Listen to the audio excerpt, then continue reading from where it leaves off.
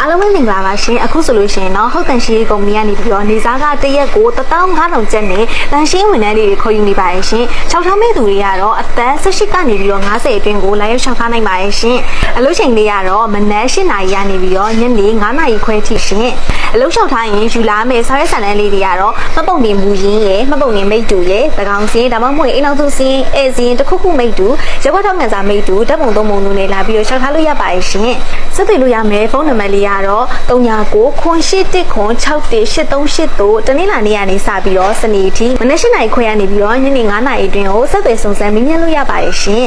ကုမ္ပဏီလိပ်စာလေးကတော့အမှတ်1381ကကြီးတူမာနာတစ်လန်16ပိုင်းလေးရက်ကွယ်တင်ငန်းကျုံမြို့နေပါရှင်မှတ်တိုင်ကတော့တင်ငန်းကျုံတရက်တော်မှတ်တိုင်ပါရှင်ဇဝနာထိပေါ့နော်ကားစီလာလို့ရပါတယ်ဇဝနာအနေဆိုလို့ရှိရင်တော့တရက်တော်မှတ်တိုင်ကိုလမ်းလေးတစ်မှတ်တိုင်ပြန်ရှောက်ဝင်နေရပါပြီရှင်ရှင်းဝန်ထမ်းတွေကြားမှာ90ဦးတောင်ခေါ်ယူနေတာဖြစ်တဲ့အတွက်ကြောင့်မို့လို့အလုပ်လျှောက်ထားမဲ့သူတွေအများဆုံးလာရောက်လျှောက်ထားလိုက်တော့နော်အားလုံးပဲကျေးဇူးတင်ပါတယ်ရှင်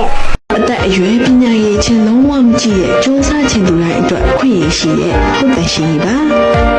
အလုံးလို့ရဟုတ်ရှိရဲ့နော်